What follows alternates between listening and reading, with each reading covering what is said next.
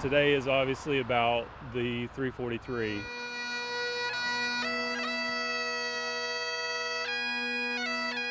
I walked for Gary Box on Squad 1. Thomas Foley. And Paul Taffy. It's an absolute privilege to be among you this morning as we remember. You can likely remember where you were and what you were doing at 8:46 a.m. when you learned a plane had collided with the North Tower of the World Trade Center. When 9/11 happened, I was working construction, and of course, like everybody, I remember exactly where I was, what I was doing, the commitment, the bravery that these individuals gave their community. It was very inspiring to me. Those guys walked in, no question, no reservations, went in and did their job, just for the sake of doing it. I pledge allegiance to the flag of the United States of America and to the republic for which it stands, one nation, under God, indivisible, with liberty and justice for all. 9/11 is about being together, family, honoring the victims of that day, regardless of what's going on in the world. The hurricane impending on the state, we could be mobilized, any department can be mobilized to move to the coast or wherever is needed to help out. Nothing's going to stop us. I take this bridge with a hurricane. There's a lot of people here today that'll be working, taking care of their citizens when this storm hits. On 9/11, they're all walking into the smoke. All you see is the backs of coats. All you see is the backs of helmets. And this day, we're doing that same thing. We're doing what they would do because this is what they would do for us. Christopher Blackwell. Arthur Berry. Stephen Belson. Lieutenant Michael Quilty, Lighter Company 11.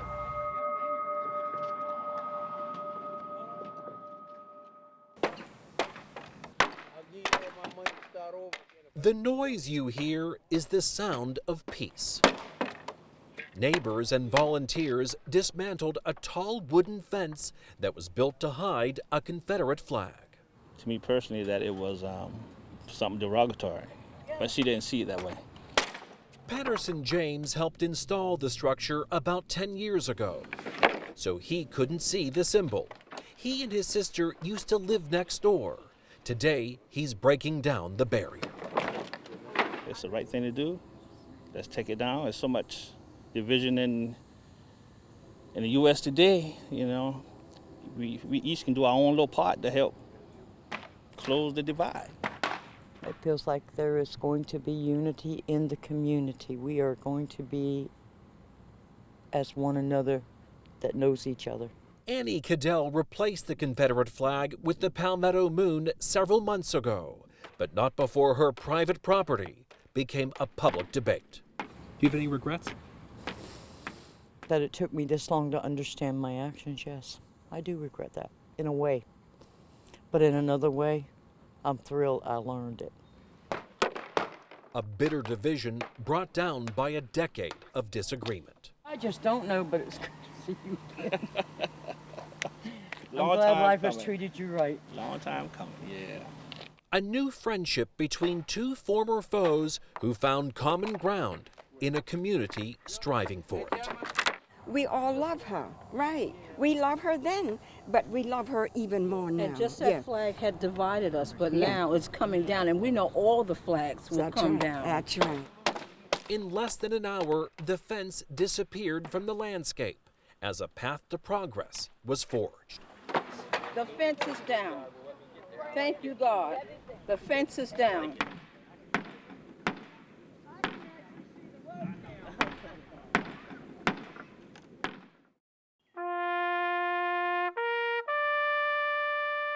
Overwhelmed by the turnout today to see this support from the community. Order arms. It's powerful, it's meaningful, and I get it. I get why you're here. Ready? Hey! Fire! Frank J. Romanskis, Walter Boyd Hall, Chief Petty Officer Wesley Allen Jones. It's a grand farewell they've perfected at Beaufort National Cemetery. All three are members of a band of brothers. Patriotism, admiration, respect. The 21-gun salute echoes among strangers. Veterans Kenneth Smith. That's enough. As we all know, it's time to say goodbye. And Marty Ryan I guess a little bit of stunned silence and amazement. are the men I came in the Army in 1963. responsible. I spent a year in Thailand, a year in Vietnam. A Pennsylvania newspaper article about unclaimed remains prompted their action. I spoke with Ken, but it was a really good idea to follow up and see whether or not that was an issue within Berkeley County, which led us to contact George Oliver, the coroner. Very special to me because we've had these gentlemen in our morgue for an extended period of time.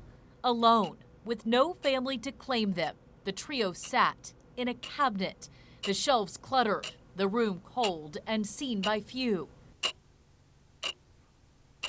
Time ticked by.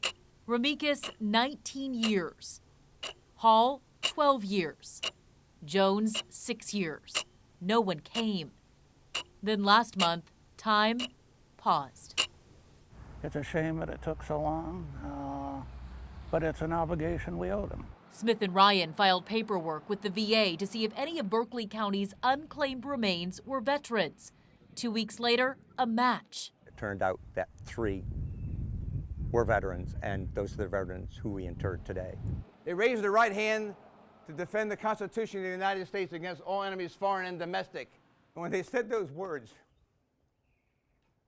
you know, and I know, they were willing to sacrifice their life for this country.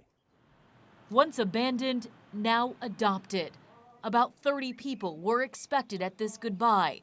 Instead, roughly 400 came. These are the traditions that we take care of the fallen. Each one proudly embracing their new title. They have family now. Laid to rest among nature, among brothers, and free forever. This wouldn't be a bad place to spend eternity.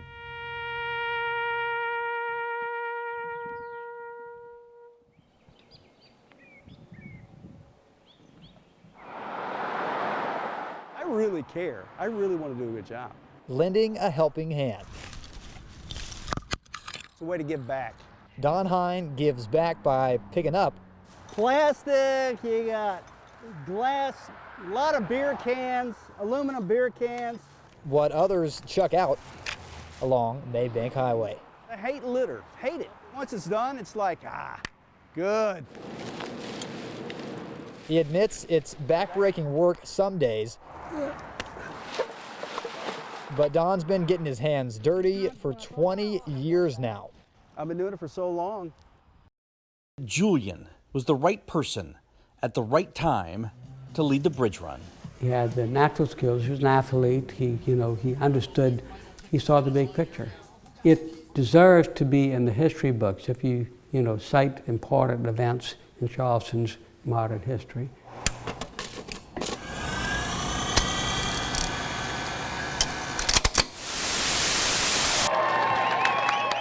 Video of Julian's first race as director, as hard to find as the biggest name in the crowd. Nobody in the organization gets a monetary paycheck for anything we do. But I will tell you, when we see a kid that's been empowered, that's a big payday for us. And every time we empower a kid, it touches something deep inside us.